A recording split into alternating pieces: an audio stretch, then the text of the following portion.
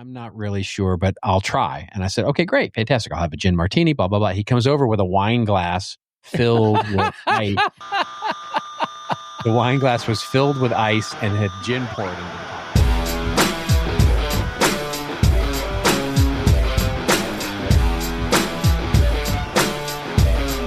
Hello and welcome to the Rose and Rockstar from Rockstar CMO, everything marketing podcast and the Marketing Podcast Network. I'm your host, Ian Truscott. I'm not a rock star, but I am a CMO. It's Saturday the 17th of May, and in a moment I will join my chum, Chief Troublemaker at the 7th Bear, Robert Rose, in our virtual bar, the Rose and Rockstar, where he recommends one of his fabulous cocktails and I pick his brains on a marketing topic that is top of mind for me. This week, Robert is having a challenge with being given short and actually long measures, and I ask him if he would start a successful This Old Marketing podcast today and what he would do differently.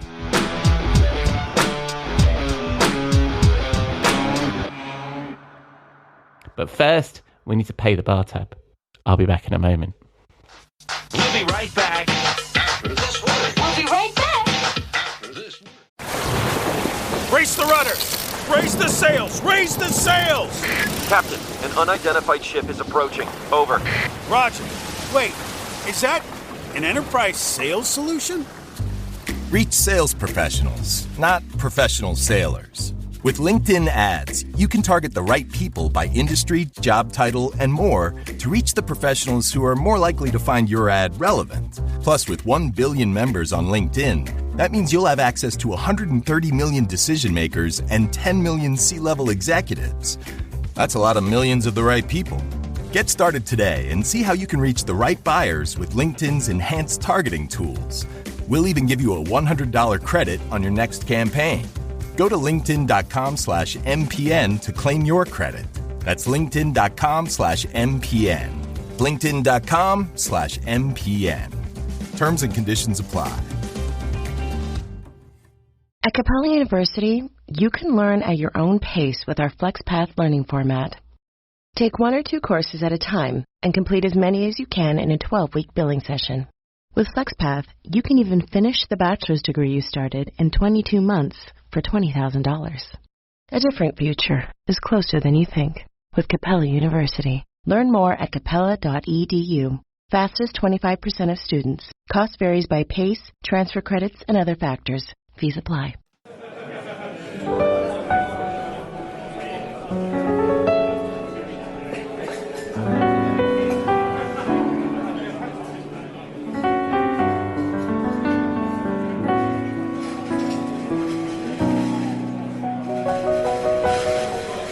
Hello, my friend, and welcome to the bar.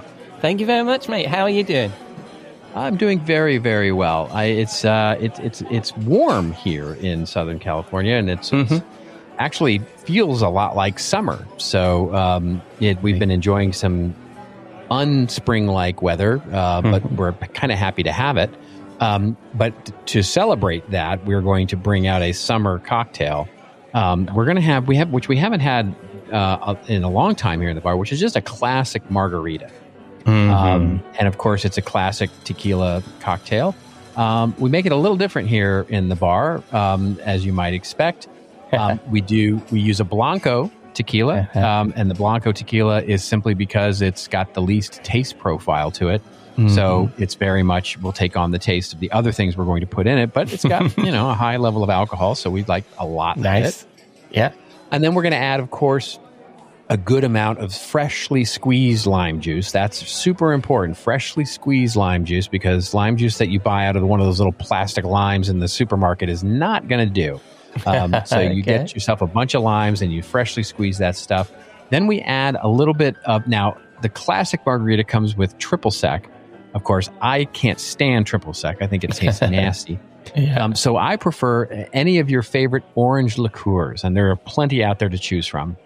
Put it in an orange liqueur. It's really just lovely there. And then, of course, salt for rimming the glass, which is great. So you put all that into a mixture, into a shaker, shake it up over ice. Then you can pour it over ice if you want. I like it cold, and then just poured straight out into the glass with the salt rim, and away you go. Nice. So a couple of weeks ago, it was Cinco de Mayo, wasn't it? And that's right. Yeah. Yeah. We actually celebrate it in our house from our time living in the US and lament the fact that we can't get decent Mexican food here. So we, you can in London. Yes, absolutely. I mean, it's just that when we lived in the US, it was on every street corner, right? Oh, in the US. Yeah. Oh, in the US. Yeah. I mean, in you're London, right. Though, there's a great place in Notting Hill. There's an amazing Mexican restaurant in Notting Hill. Yeah. But I guess I was making a sweeping statement, but compared to when we lived there, I mean, you just trip over great Mexican places, right? Yeah. And I will say this about the Notting Hill place, which is the food was fantastic, but when we asked for the tequila, you had fine tequila. They had a fine tequila selection. Oh, but you ask for a tequila, and they give you you ever go to a whiskey tasting and you get sort of the like 4 or 5 drops in the bottle, just to give yourself a whiskey tasting. It's a little like that. You get like 4 or 5 drops of tequila in your shot glass, and it's like, can I have a quadruple of this? Because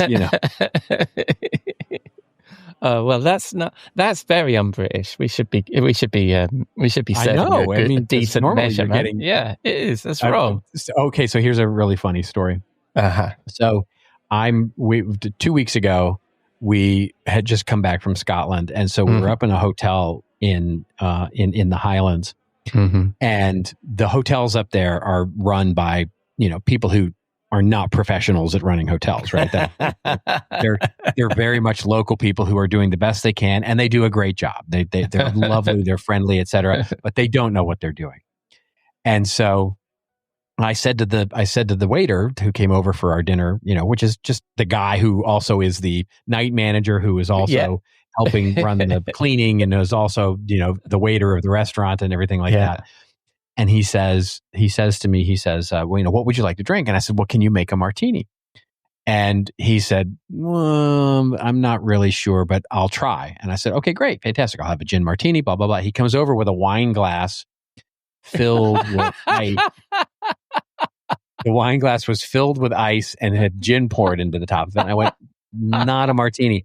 And I said, I'll tell you what, I'm not going to teach you how to make a martini here. I said, why don't we do this? Why don't you just give me a glass of wine? And he said, fantastic. Would you like a large or a small? Which is also a very UK thing, right? You get a large or a small wine. Like here in the US, like there's no such thing. Yeah. So I said, well, I'll have a large, please. He came over with a very large red wine goblet, and he filled that thing to the brim.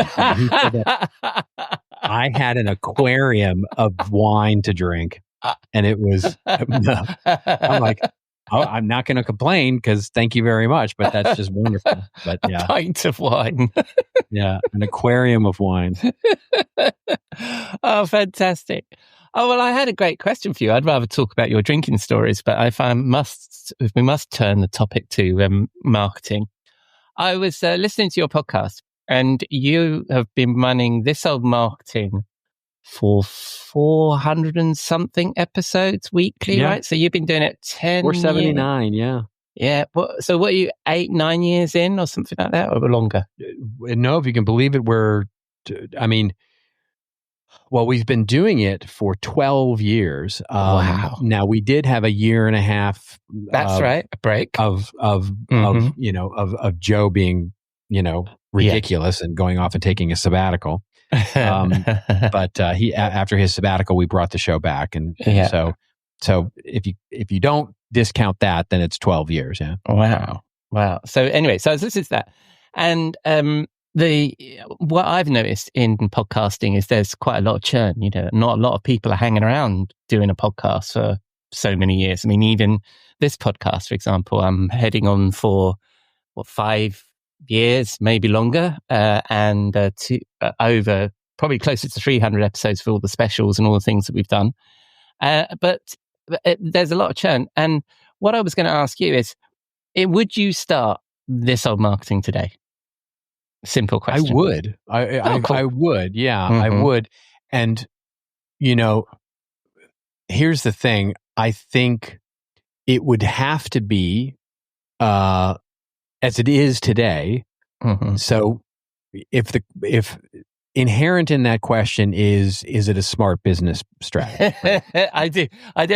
Yeah, I should have maybe given you a bit more qualification, because what I was also thinking about was, the social media landscape has changed hugely since you started, and you can't get much off the ground with just organic growth, for example, right? It's much harder to launch a blog or anything right now. So right. yeah. And so if the question is, were I starting from scratch? In other words, I had 0 social media followers, 0 subscribers to my email list, and basically just starting out.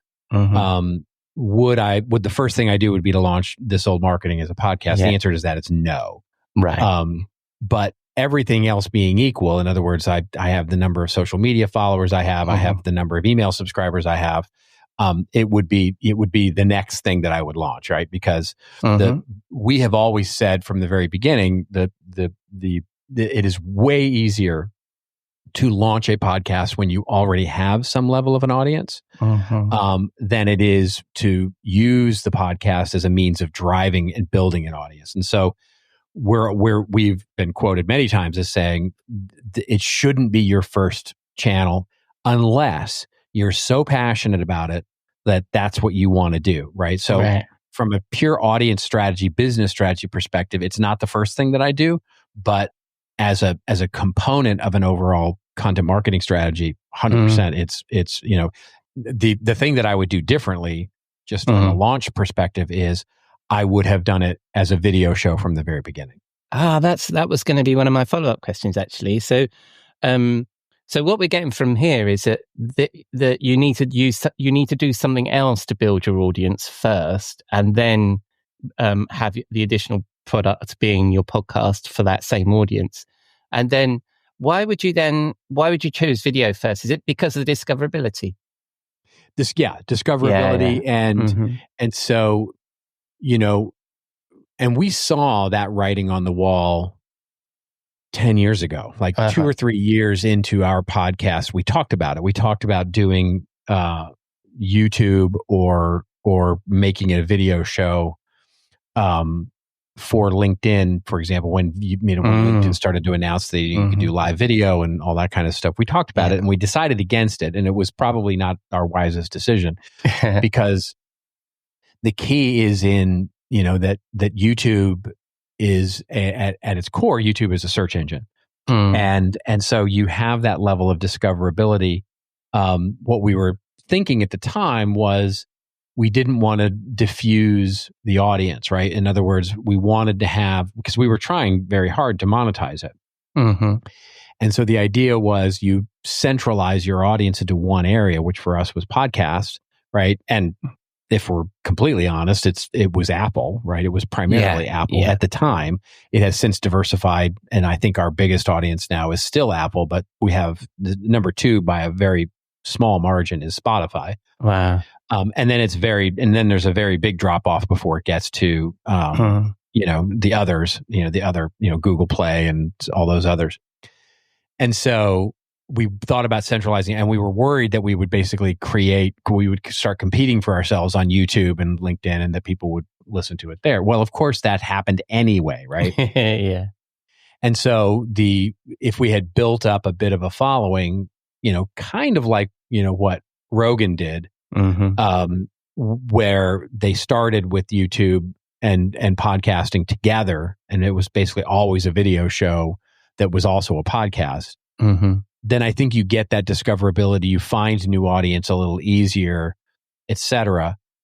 Now, the key is that it needs to be an interesting video show, which was always a challenge for us because we were doing it virtually. We didn't have a studio. We didn't have guests, and all that kind of stuff. So there are challenges in the format that sort of mitigate the need to do a video show, but that's what I do differently. I think that's really interesting. Yeah, well, I'm still an audio only holdout with this show, and the benefits I've seen is I think it's much easier because when I started off, I sought a lot of advice from people like yourself, right? So even some of the tools I use today are still some that you recommended back when I started. And I think that you can get a really good quality audio experience, which is much harder to do when you've got a video podcast because the editing is a little harder. And the other thing is, and we don't do it anymore, which is, I guess, a shame, is we used to have a bit of fun with, theming the bar. And therefore, in the edit, I could then make it seem like we were in a Star Wars bar or something. I'd never been able to do anything like that on video. So there are some benefits, aren't they, to being audio only and the sort of the soundscape that you can create. But there's no big tech champion of audio, is there, like there is on video? So if you want listeners, rather than a piece of art, you've got to go video by the sounds of things. Well, these days, I mean, for sure, it is important. I mean, so many. What you see is sort of those that you might think of as having the most popular quote unquote shows, or content creators that are super popular, or however you want to phrase it. The Mr. Beasts of the world, right? The Joe Rogans of the world. All of those kinds of things, they started as video shows that in some ways became podcasts, right?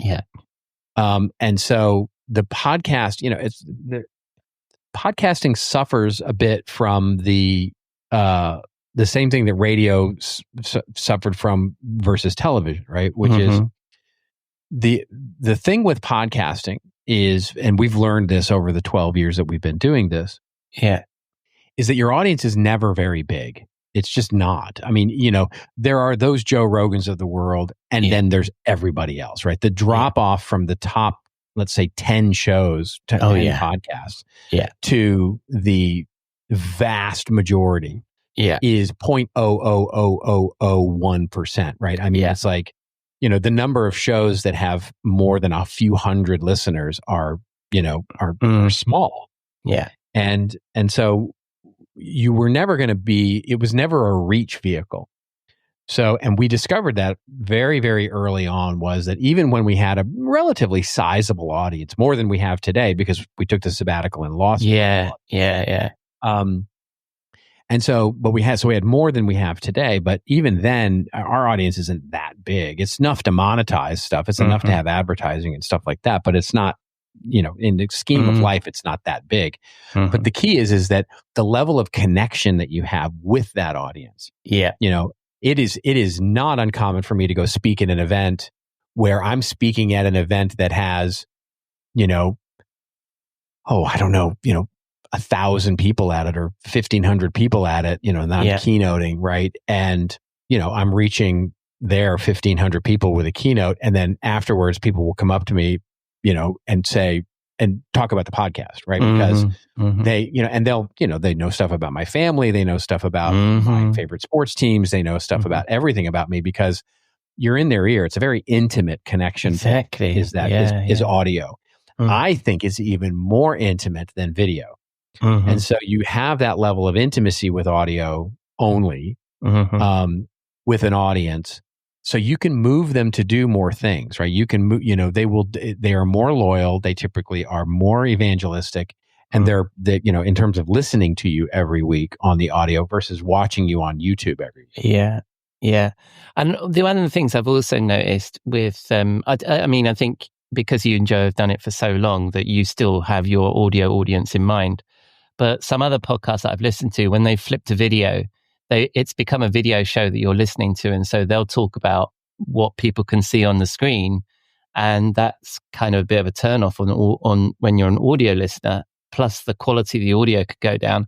And the other thing is, I was listening to a B2B marketing podcast the other day, and they were just pumping out their webinars as podcasts. And that's not the same either, right? So you have to be quite deliberate about what this is for and the channel, right? Do you agree with that? You're 100%. You have to have a show. When anybody says, "Should we start a podcast?" I'll say, "What's the show? Tell me what the show is." And they'll say, "Well, it's me and and the CEO, and we're going to interview people." It's like, no, that's not a show. That's not. It's just not a show. Now you might be able to turn that into a show, but you've got to have a show. You've got to have an overarching show that is interesting.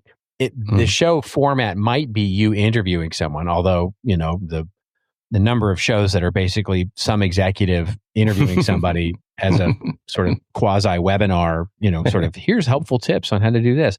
Like, you could throw a rock and hit 4 podcasts before you even, but the when you get to the challenge of how do you build something that is worth listening to every week, regardless, because if it's the same pat old lessons every single week, nobody's going to tune into that for very long. Yeah. And I think one of the things I think you were talking about at the beginning there is what's your reason why you're doing the podcast, right? Because I think that some of those interview shows, and I've done it before. I mean, this has variously changed different formats. I used to do a lot of interviews. Was during COVID was a good opportunity to just network and meet people and talk to people. And if you say you've got a podcast, people will come on and chat to you for 15, 20 minutes. And I think if that's your motivation to network and get to know people, not be Joe Rogan, then that's also a good motivation, right? It can be. Yeah, it absolutely can be. Yeah, for sure. It can be. Yeah. It's look, you have to disabuse yourself of the notion that you're going to make a lot of money on this. You're just not. You're just, I don't care how big you are, but you're just not going to, you are very unlikely to get to the point where you're going to be making, thousands of dollars, much less hundreds of dollars. Yeah. And so you have to have a good reason for doing this. And I will tell you, we at This Old Marketing, we make enough money so that we can pay a small group of people to help us do distribution, help us edit, help us do production. So the show pays for itself. Yeah. But it's not like Joe and I don't make enough money to even take ourselves out to dinner with it, right? So it's from that perspective, we do it because we love to do it and we love the connection with the audience, and it's our passion project for both of us. Yeah, and I think this is also a conversation about broader content marketing, right? Is that we assume that content will do our marketing, but you've got to market your content, and it's that's right, 100% yes. Yeah. It's marketing a podcast is not easy because what we're finding is that it really doesn't, you can try things like paid search and paid Google and paid YouTube and all that kind of stuff. But the real ways that podcasts get promoted is honestly organically by, discoverability, right? So you've got to be on other people's podcasts and and all that. Yeah. It's like publishing a book or like any piece of content, isn't it? You got to do the work. Yeah. Well, that's fabulous. Basically growing an audience from 0 to 100 is easy. Growing it from 100 to 101 will take the rest of your life. Wow. So where can those 101 plus people find great content? Well, if you want to listen to our podcast, it's This Old Marketing, which can be found at thisoldmarketing.com. Nice. And when people spin the dial on the interwebs, I should ask you about your website first. Where can they find you in the old... Fuck that. Don't worry about it. Don't worry. And when people spin the dial on the internet, where are they going to find you, right? They could find me rattling around on LinkedIn for sure. And then if they feel like some snarky stuff about my country's politics, they can go find me on Blue Sky. Sweet. All right, man. And most important to me, will you be in the bar next week? I will. I look forward to it, man. I'll see you then.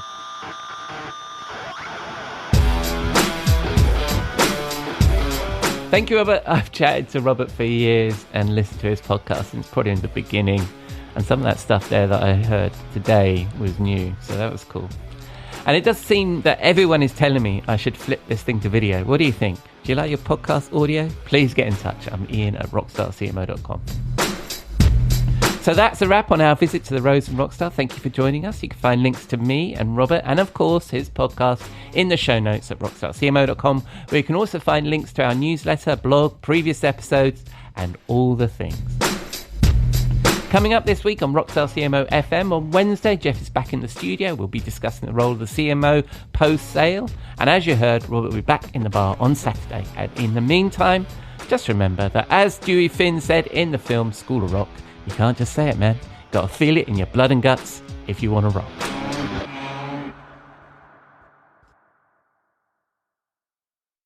You may know you're listening to this show along the Marketing Podcast Network, but did you know there are other great shows on MPN to help your business? Hennika Watkis-Porter hosts The Entrepreneurial You, empowering entrepreneurs with insights on leadership, business, and success. Hennika, tell listeners what to expect from your show. So we provide innovative business strategies and practical solutions to common entrepreneurial challenges. And where can people subscribe? Find us at hennikawatkisporter.com, as well as the Marketing Podcast Network at marketingpodcasts.net, or search for it wherever you get your podcasts. You heard her. Go subscribe. This podcast is heard along the Marketing Podcast Network. For more great marketing podcasts, visit marketingpodcasts.net.